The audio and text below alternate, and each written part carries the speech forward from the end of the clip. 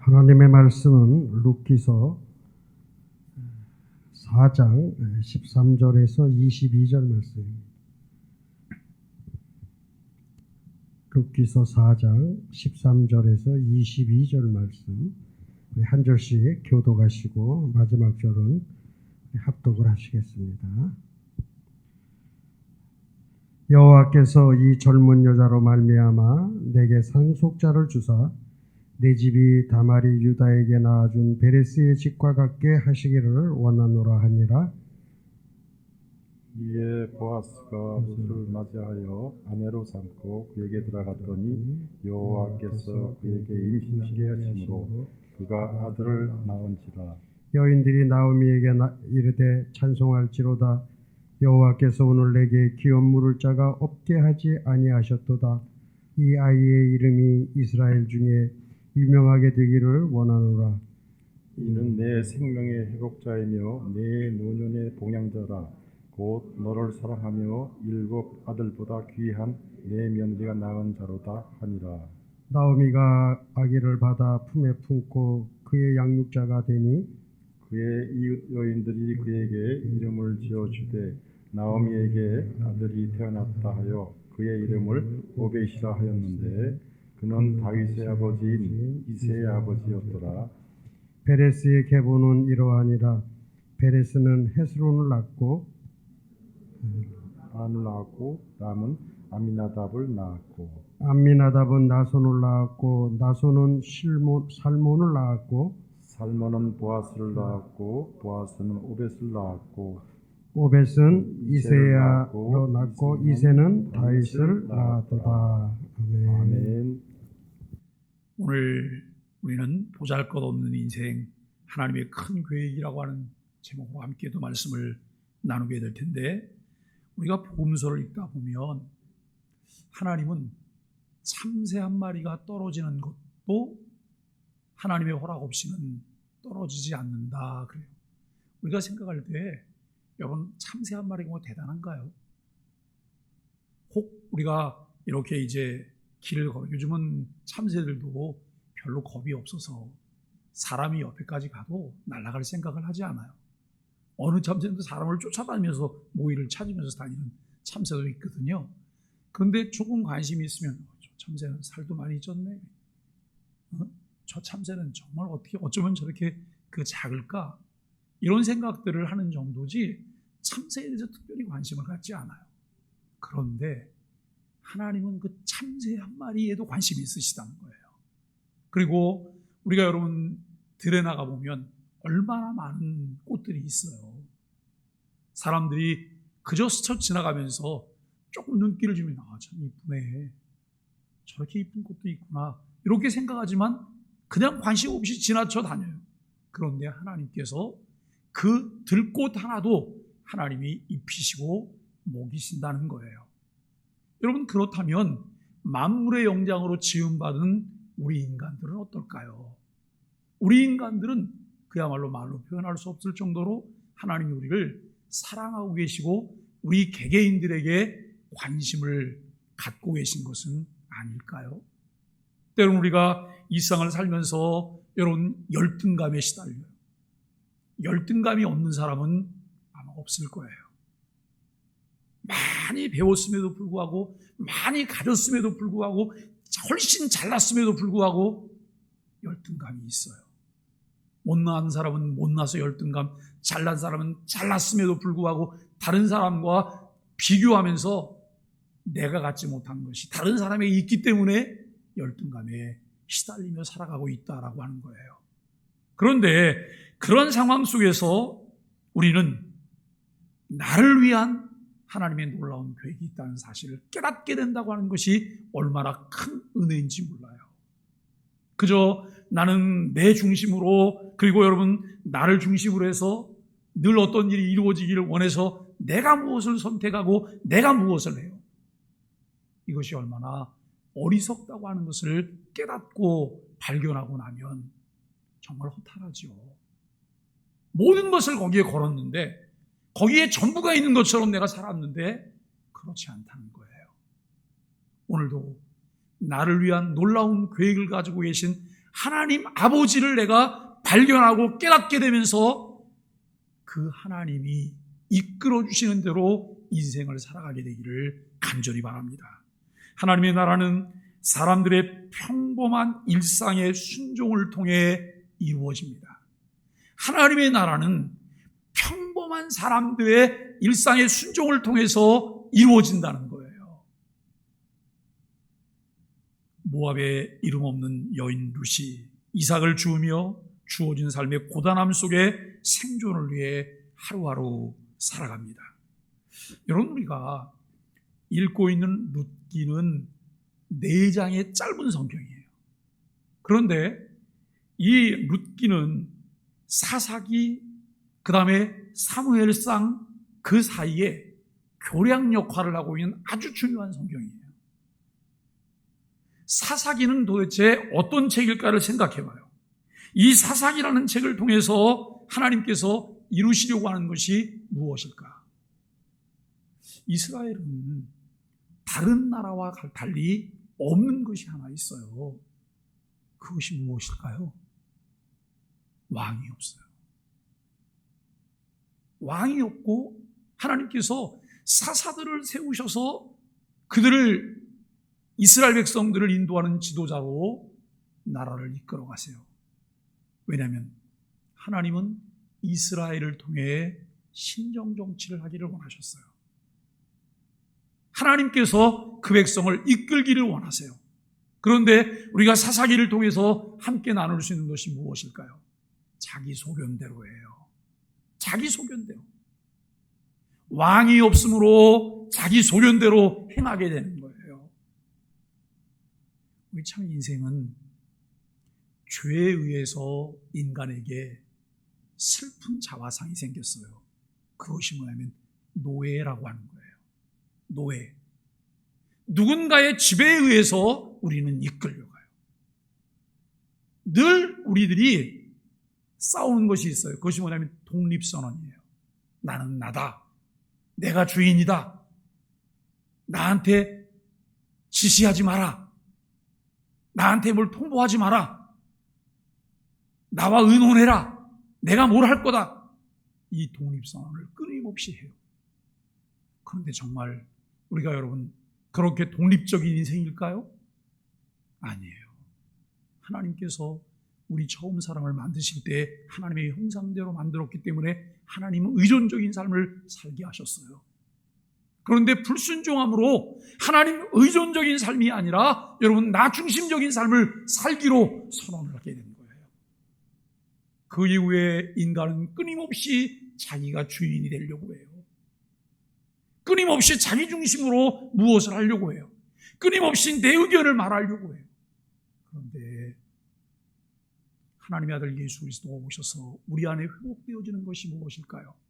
나 중심이 하나님 중심으로, 세상 의존적인 것이 하나님 의존적인 삶으로, 성경 의존적인 삶으로, 성령님 의존적인 삶으로 회복되어지는 것, 이것을 우리에게 하나님이 주세요.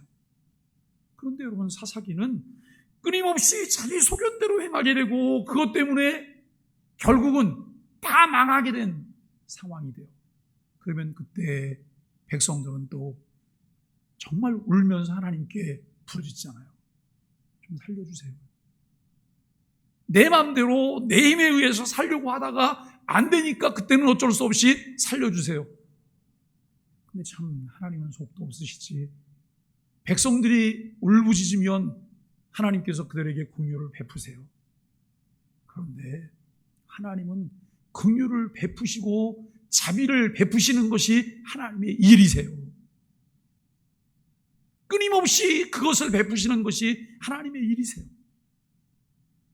하나님이 베푸셔서 여러분 백성 중에 지도자를 세워서 그 사사가 백성들을 하나님이 원하시는 뜻대로 이끌어가요. 그러면 태평성대를 누리는 거예요. 태평성대를 누리면 그 안에서 주님이 주신 은혜를 마음껏 누리고 주께 영광을 돌리면 얼마나 좋겠어요. 또 인간은 다람쥐 쳇바퀴를 돌면서 자기 소견대로 살게 돼요. 이러다가 어려움에 빠지면 그 어려움 속에서 또 울부짖어요. 그런데 어려움에 빠질 때 하나님은 반드시 그 백성들을 위하여 하나님이 준비시킨 것이 있어요. 그것이 무엇일까요? 옆에 몽둥이와 가시와 장애물들을 하나님이 두세요. 그 몽둥이와 가시와 장애물들이 이방에 있는 강국들이죠. 강국들에 의해서 압제를 당하고 노예가 돼서 어려움을 당하게 돼요.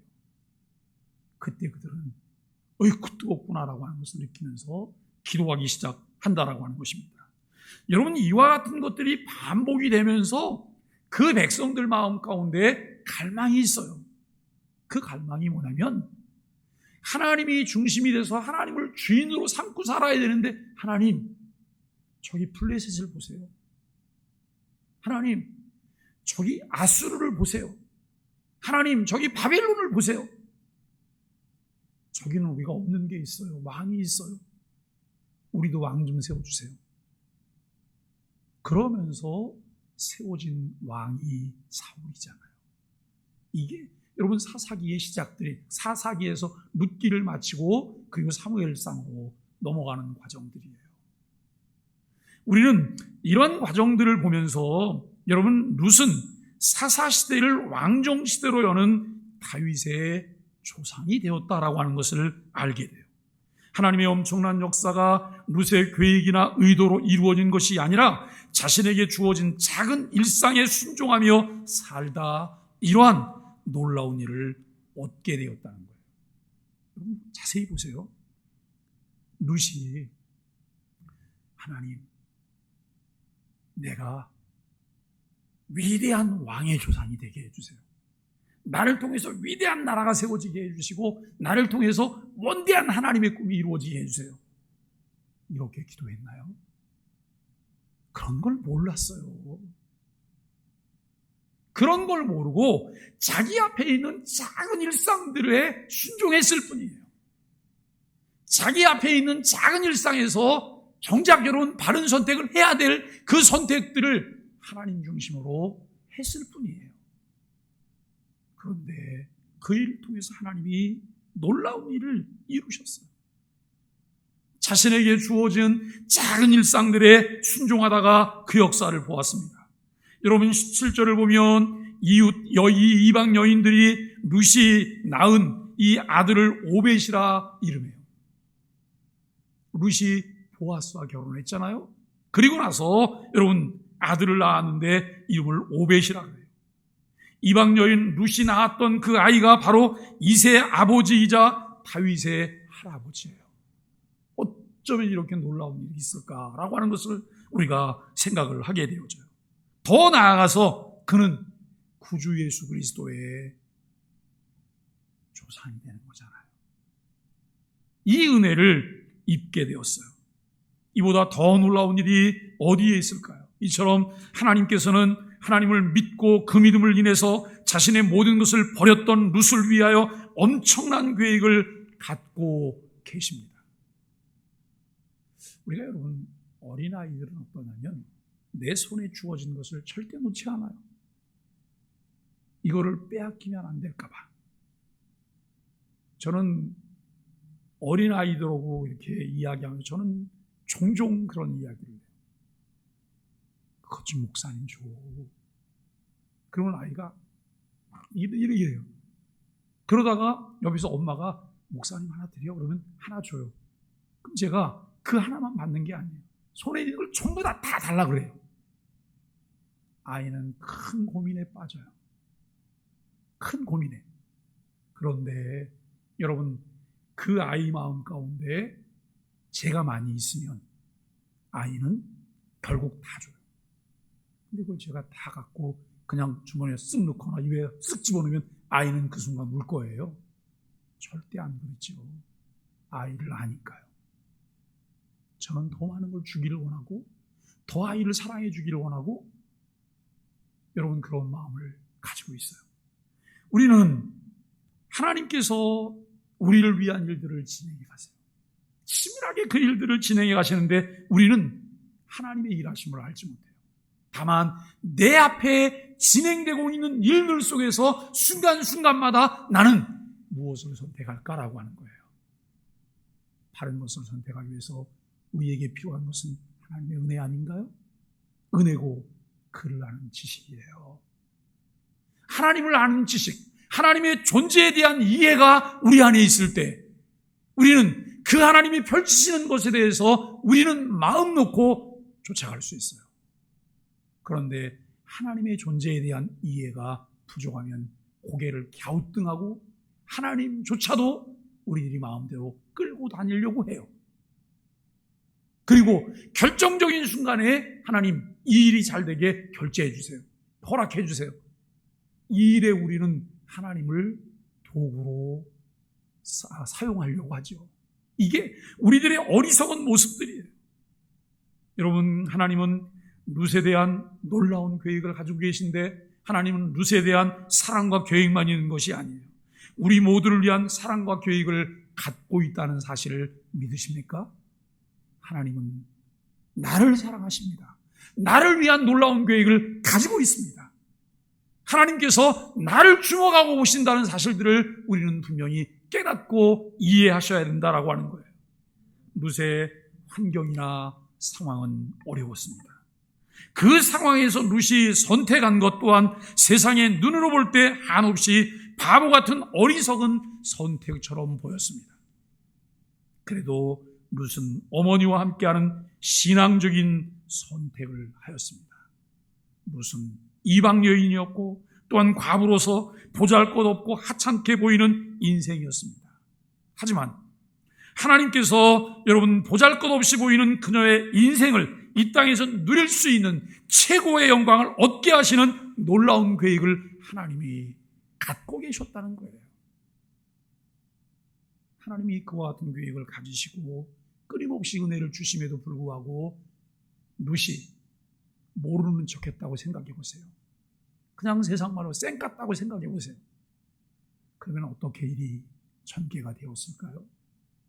하나님은 이 룻의 마음을 돌이키기 위해서 다양한 방법들을 또 하나님이 사용하시겠지요.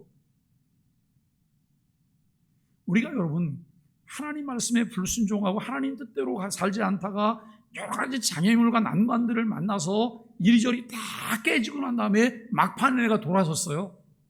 그리고 눈물 콧물 다 쏟아요. 그러면서 뭐라고 말하냐면 그 은혜가 내게 족합니다. 여러분, 이 간증이 더 귀한 거예요? 아니면 매 순간마다 아주 사소한 것까지도 나는 마음에 부딪힘 없이 늘 주님을 졸졸 잘 따라다니고 있다고 한다면 여러분, 그 은혜가 더 귀합니까? 그 은혜가 더 귀하잖아요.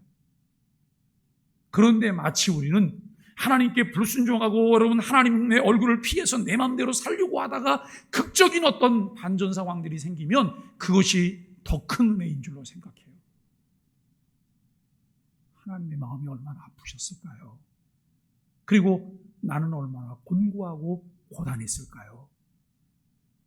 더 하나님의 큰 역사하심 속에 사용될 수 있었음에도 불구하고 우리는 그렇게 사용되지 못했을 수도 있다는 거예요. 자, 여러분, 나오미의 가정이 모압으로 이주를 해서 남편이 죽고 그 다음에 두 아들들이 죽었어요. 그런데 두 자부를 얻었잖아요. 두 자부를 얻고 이제 나오미가 고향 땅으로 돌아가려고 할 때 한 명의 자부인 오르바는 룻과 다른 선택을 했죠. 그렇죠? 룻은 다른 선택을 했어요. 이 오르바는 다른 선택을 했어요. 매우 현실적인 선택을 했으나 그 이후를 전혀 알 수 없는 무명인으로 끝났다는 거예요. 혹시 여러분 그 이후에 오르바에 대한 소식을 들어본 적이 있으세요? 혹시 오르바를 만났거나 오르바의 후손을 만나보신 분이 계세요? 없어요. 우리는 알 수가 없어요. 무슨 오르바와는 달리 기대할 것 없는 또 여러분 소망이 없어 보이는 그 시어머니와 그 시어머니가 믿는 하나님을 선택한 바보 같은 선택처럼 보였지만 그의 이름은 지금도 우리가 기억하고 지금도 이야기를 해요. 그가 그를 통해서 이루어진 일들이 얼마나 대단한지 또 그가 누리는 영광이 얼마나 큰지를 우리는 보게 돼요. 모든 사람에게는 선택의 자유가 있습니다. 자신의 의지대로 선택할 수 있으나 결과를 선택할 수는 없습니다. 평범한 인생을 살아가며 우리에게 필요한 것은 정직하고 성실한 선택이 매 순간 요구되어진다는 거예요. 저는 이 부분을 이렇게 말을 해요. 은혜에 이끌립니다. 은혜에 이끌립니다. 하나님의 은혜가 우리 삶 베이스에 가득 차 있어요. 그러면 내가 선택하는 것은 너무나 당연한 것들을 선택하게 돼요. 그런데 은혜가 없으면 지금 내 눈에 보이는 것을 선택하는 거예요. 내게 지금 영향을 주는 것을 선택하는 거예요. 육신적인 필요들을 내가 선택하면서 나아가게 된다고 하는 것을 우리는 생각하게 되어집니다. 눈앞에 보이는 이익을 따르는 결정보다는 다소 손해가 따르고 어려움이 있더라도 신앙적인 결정을 해야 합니다. 우리가 여러분 창세기 12장을 보면 하나님께서 아브라함에게 이렇게 말을 해요. 아브라함아, 내 본토 친척 아비집을 떠나라 그래요. 지금도 이사 다니는 거 쉬운 일 아니잖아요. 본토 친척 아비집을 떠나서 내가 너에게 지시하는 그 땅으로 가라 그래요. 아브라함은 머뭇거리지 않았어요. 그 고대 사회에서 다른 지역으로 이주를 한다고 하는 것은 전쟁이며 싸움과 고통이 계속될 수도 있는 거예요. 그런데 아브라함은 하나님이 말씀하셨기 때문에 하나님을 믿고 의지하며 그 하나님이 말씀하시는 곳으로 따라갔어요. 아브라함이 아파트를 따라갔나요? 이 아브라함이 상권을 따라갔나요? 아브라함이 문화를 따라갔나요? 사랑하는 여러분, 우리의 삶을 자세히 들여다보세요. 내 삶이 어디서 어긋나게 되었는지, 내 삶이 어디서 어긋나게 되었는지. 세상의 필요 요소들은 하나님께서 내게 공급해 주실 거예요. 그런데 나는 하나님 없이 세상의 필요 요소들을 주인 삼고 그것을 쫓아가요. 그런데 이상하죠. 그것을 자꾸 갖게 되는데 마음의 평강은 없어요. 번민이 많아요. 생각이 점점 많아져요. 편안하게 잠을 잘 수가 없어요. 왜요? 그것은 우리에게 번뇌를 가져다 주기 때문에 그래요. 주님이 주인이시면 여러분, 불의한 방법을 위해서 자꾸 머리를 굴리지 마세요. 요즘 청와대에 청원이 하나 올라가 있는 게 있어요. 그런데 안산 지역과 관계가 있는 청원이에요. 아이를 아주 심하게 학대한 부부가 있어요. 그 부부가 우리 주변에 있는 두 대형 교회와 관련이 있는 사람이에요. 그 내용까지 다 들춰서 나왔어요. 입양한 아이예요. 교회 안에서 성실하게 신앙생활을 하고 있는 부부예요. 한없이 부끄러움을 금할 수 없어요. 아이가 좋아서 입양을 했을까요? 아니면 무엇 때문에 입양을 했을까요? 한 생명이 다 죽어가는 그런 상황까지 왜 만들었을까요? 우리는 우리의 삶을 통해서 늘 하나님께 우리가 기도해야 될 것이 있어요. 우리가 큰 믿음의 눈을 갖지 못했더라도 성경적인 가치를 따라 바른 결정을 할 수 있는 은혜를 입은 자의 삶이 필요하다는 거예요. 내가 대단한 사람이 아닐지라도 하나님, 성경적 가치를 따라서 바른 결정을 할 수 있는 은혜를 입은 자의 삶이 내게 필요해요. 하나님, 나를 가르쳐 주세요. 나를 도와주세요. 이 기도가 우리에게 필요하잖아요. 그런데 우리는 기도 안 하다가 기도하면 매일 뭐라고 기도해요? 달라. 하나님 이것 좀 주세요, 저것 좀 주세요. 하나님 매일 앉으면 그 이야기밖에는 할 게 없는 거예요.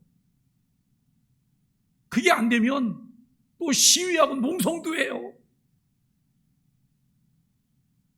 여러분 정말 하나님에 대한 갈망이 있고 하나님을 알고 싶어서 그 은혜 속에 깊이 들어가기 위해서 내가 때를 따라 여러분 금식도 하고 그리고 철야도 하고 새벽을 깨우며 기도하고 늘 말씀과 함께 균형 있게 그 일을 한다고 하면 우리 안에 얼마나 큰 경건들이 아름답게 만들어지겠어요. 그런데 그게 아니고 때를 쓰는 거예요. 이거 안 해주면 하나님 나 교회 떠날지도 모르고 하나님을 나 버릴지도 모르고. 여러분 하나님이 눈 하나 깜짝하시는지 보세요. 그거 무서워하시는지. 우리의 생각의 기반부터가 좀 달라져야 된다는 생각이에요. 하나님 성경을 알게 해주세요. 하나님을 알게 해주세요. 성경적 바른 가치를 우리가 깨닫게 해주세요. 그리고 바른 결정을 할 수 있는 은혜를 입은 자의 삶을 살게 해주세요. 우리가 여러분 창세기 읽다 보면 창세기 6장에 노아 이야기를 만나잖아요. 그 당시에 꽤 많은 사람이 있는데 왜 하나님은 노아를 선택을 하셨을까요? 왜 노아를 선택하셔서 하나님의 언약을 보존하시고 이것을 계승하기를 원하셨을까요? 성경은 이렇게 말을 해요. 노아는 당대의 의인이고 하나님께 은혜를 입은 자였더라 그래요. 당대의 의인이고 은혜를 입은 자였더라. 의인이라고 해서 그가 죄 없는 사람이었을까요? 아니요. 인간 편에서 볼 때 의인이라는 하나님을 의지하는 사람이라는 거예요. 그가 은혜를 입은 사람이다라고 하는 말씀을 하고 있습니다. 하나님께서는 오늘날 하나님의 백성된 우리들을 위해서도 놀라운 계획을 갖고 계신 분인데 죄인이요 하찮게 보이는 인생일지라도 하나님 손에 붙잡힌 바 되면 하나님의 자녀가 될 뿐만 아니라 본문에서의 룻처럼 하나님의 영광을 위한 도구로 쓰이게 된다는 것입니다. 3년 전 오늘 새벽에 저는 참 가슴 아픈 일을 만났죠. 제가 사랑하는 제 1년 후배며 저와는 아주 친한 친구이며 그리고 함께 일을 했던 동역자인 신재영 목사님이 하나님의 부르심을 받은 날이에요. 3년 전 어제는 주일이었어요. 주일을 마치고 저는 라오스 선교를 해서 출발해서 인천공항을 가고 인천대교를 건너가고 있을 때였어요. 전화를 한 통 받았어요. 목사님, 신 목사님 오늘 밤 넘기기가 힘들 것 같다 그래요. 차를 돌렸습니다. 모든 일정 다 포기하고 다른 분들 가서 일을 하시게 하고 저는 바로 병원으로 갔어요. 그리고 자정을 넘기면서 임종예배 목사님들이 모여서 함께하고 그리고 하나님의 나라로 갔어요. 얼마나 허망한지 몰라요. 그 목사님은 건강한 분이셨어요. 누구보다도 건강을 많이 말했고 늘 제 건강을 염려하면서 건강을 체크했어요. 그리고 종합검진 받고 와서 뭐라고 말하냐면 목사님과 종합검진 한번 해보라고. 늘 그러면서 제 건강을 체크했어요. 그런데 백혈병이 그에게 찾아왔고 열흘도 못 버티고 그냥 하나님의 나라로 가버렸어요. 그 침대에 여러분 거대한 몸을 누이고 그 거칠게 호흡을 하면서 여기 마스크 다 끼고 있었던 그 사진이 지금도 제게 있어요. 제가 그것을 보면서 도대체 인생이 뭐냐? 인생이 뭐냐? 그 목사님은 치밀하게 여러 계획들을 세우고 자기 노후를 위해서 그리고 그 사모님과 자녀들을 위한 계획들도 다 진행을 하셨어요.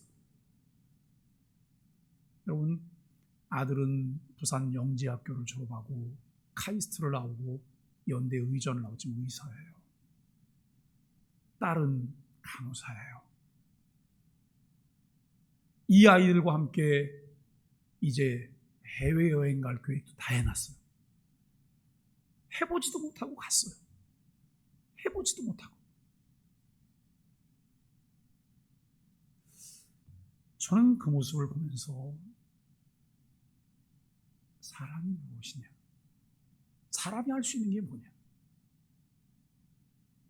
정작 이 땅에 하나님께서 머물게 하시는 동안 내가 정작 해야 될 것은 무엇일까에 대한 생각들을 해보게 됩니다. 여러분, 우리는 이 땅을 살면서 하나님의 성품, 예수 그리스도의 인격과 사역, 이것을 우리가 배우기 위해서 늘 기도해야 할 것입니다. 여러분, 그와 같은 것들을 잘 배울 때 하나님을 신뢰하고 하나님께서 신실하신 것 같이 우리도 주어진 삶의 최선을 다하며 바른 결정을 통해 하나님의 뜻을 이루는 삶을 살게 되기를 예수 그리스도의 이름으로 간절히 축복합니다. 여러분, 인간의 상상을 뛰어넘는 하나님의 복이 있음을 생각하죠. 우리는 내가 무엇을 하려고 그래서 여기저기 여러분 선을 대기도 하고 길을 기르기도 하고 그게 많이 봐요. 어디 뭐 좋은 게 있대, 이것은 뭐 대박이래.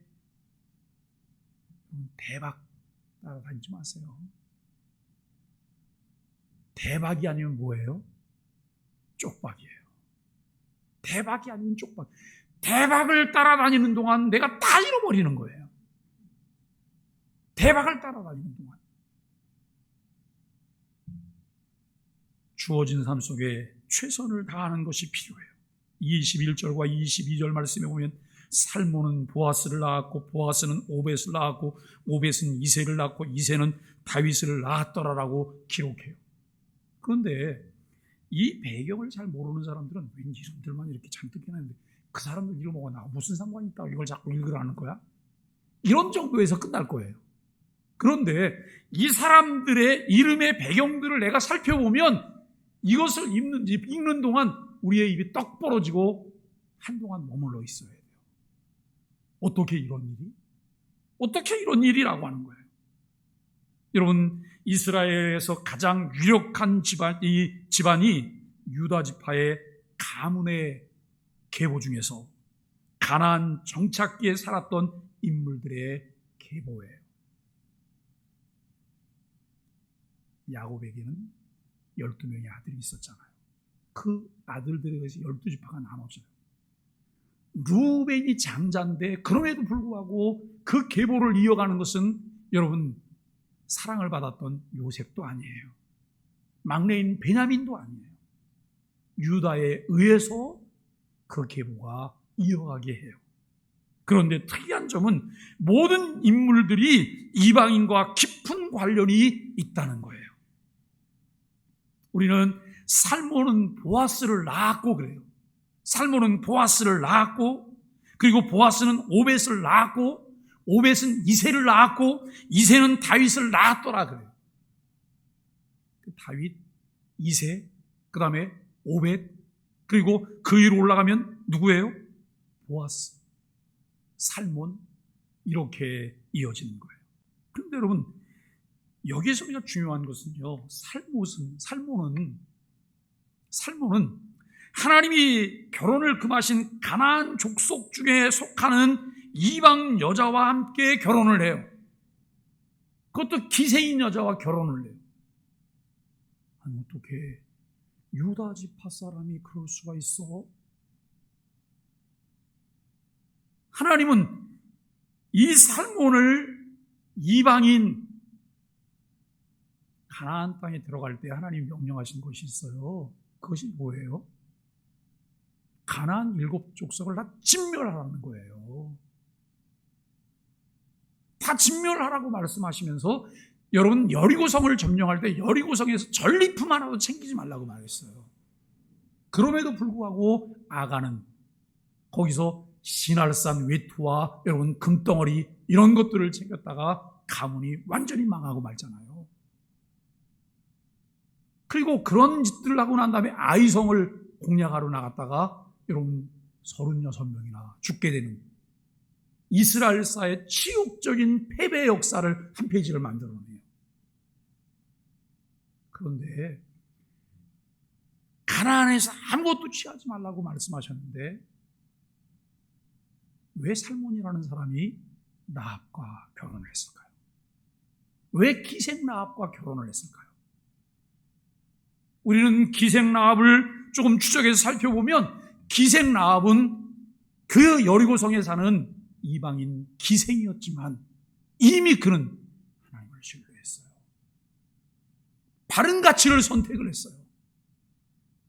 정탐꾼을 숨겼으며 그 정탐꾼들과 함께 자기의 생명을 하나님 앞에 드렸던 사람이에요. 하나님은 이방인인 라합을 통해서 하나님의 역사를 이어가세요. 그리고 여러분, 이 기생 라합이 살몬과 결혼함으로 그를 통해서 보아스라고 하는 자녀를 낳았어요. 그리고 여러분, 이 보아스를 낳고 이제 오벳이라고 하는 사람을 우리가 또 보게 되죠. 오벳은 그 이방 여인의 소생 보아스와 또 다른 이방 여인 룻 사이에서 태어난 아들이에요. 룻은 그것을 알고 모압에서 어머니를 따라가기로 했을까요? 야, 내가 어머니를 따라가면 횡재할 거야. 어머니를 따라가면 멋진 남자를 만나서 거기서 결혼할 수 있을 것이고, 그리고 내가 대단한 사람이 될 거야. 룻은 그런 생각을 했을까요? 아니요. 요만큼도 없지요. 아무 소망이 없는 상황이에요. 아무 소망이 없는 상황임에도 불구하고 그가 은혜를 따라 결정하고 순종하고 어머니와 함께 하나님을 선택할 수 있는 은혜를 입었어요. 그러다가 그가 여러분 얻게 된 은혜가 무엇일까요? 유대인들의 문화에서 이방인들로 하여금 유대인의 계보가 이어지고 있는 것을 보게 돼요. 이방 여인들이 등장하는 계보를 통해 구주 예수 그리스도가 나셨습니다. 하나님께서는 그렇게 인간의 상상 이상의 복을 주심으로 그 복을 누리며 사람들의 계획을 이어가고 있어요. 혹시 노후 계획하고 계세요? 여러분, 우리 가정의 자녀들을 위한 계획들은 잘 하고 계세요? 우리 가정에 여러분 이제 가정의 부흥을 위해서, 제가 말씀드리는 부흥은 그냥 경제적인 부흥이에요. 그 일을 위한 계획들은 잘 하고 계세요? 그 계획 속에 하나님이 계신가요? 하나님 부재중은 아니신가요? 저는 그것은 부산물들이라고 생각해요. 부산물들. 하나님이 우리에게 주시는 부산물들. 그게 내가 계획하고 내가 관심을 갖고 내가 따라가야 될 주된 일들이 아니라는 거예요. 여러분들 그렇게 믿으세요? 어떻게 하면 내가 하나님을 제대로 알 수 있을까? 어떻게 하면 내가 하나님을 제대로 믿을 수 있을까? 그분께서 원하시는 성경적 가치를 내가 가질 수 있을까? 이 험한 세상에서, 이 세상 가운데서 나는 어떻게 성경적 가치를 따라 살 수 있을까? 자녀들을 어떻게 우리가 그렇게 키워낼 수 있을까? 이 일에 집중하며 나갈 때 하나님은 그 일에 필요한 것들을 우리에게 붙여주시리라 믿는 거예요. 그게 복이잖아요. 하나님은 나를 사랑하시고 나를 위한 놀라운 계획을 가지고 계신다는데 그러한 사실들을 우리가 여러분 믿고 주님을 쫓아가는 거예요. 하나님께서는 그렇게 인간의 상상 이상의 복을 주심으로 그 복을 누리며 자신들의 계획을 이어가고 있습니다. 이러한 사실을 받아들일 때 감사와 견고한 믿음의 사람들로 살아갈 수가 있습니다. 오늘 룻기 마지막 부분을 우리가 함께 묵상하고 있는데요. 히브리 성경에서 룻기의 가장 마지막 단어는 다윗이에요. 사사시대에 암울했던 현실로 이제 시작을 했어요. 하지만 다윗으로 마무리를 지어요. 왕이 없는 시대에 진정한 왕인 예수 그리스도를 가리키는 예표로 다윗이 등장하고 있어요. 이 모든 것이 한 여인의 작은 순종을 통해 이루어지고 있어요. 룻은 전혀 몰랐어요. 여러분들이 지금 무엇을 하고 있을 때 이 일이 어떤 영향을 주게 될지, 이 일이 어떤 결과를 만들어낼지 우리는 잘 몰라요. 다만 내 앞에 주어진, 내게 펼쳐진 것을 통해서 내가 바른 선택을 하고 갈 때 그 일을 사용하시는 이가 하나님이세요. 그 일을 통해서 하나님의 놀라운 역사를 하나님이 써가신다고 하는 것을 우리는 알게 되어져요. 룻은 전혀 몰랐지만 룻의 평범한 일상의 순종이 그 놀라운 일을 이루게 되었다고 하는 것을 보면서 우리도 매우 놀라게 돼요. 하나님의 나라는 우리 일상의 작은 순종을 통해서 이루어진다는 것을 발견하게 돼요. 오늘도 우리에게 주어진 평범한 일상에도 부끄럽지 않은 선택과 순종으로 살아가게 되기를 예수 그리스도 이름으로 간절히 축복합니다.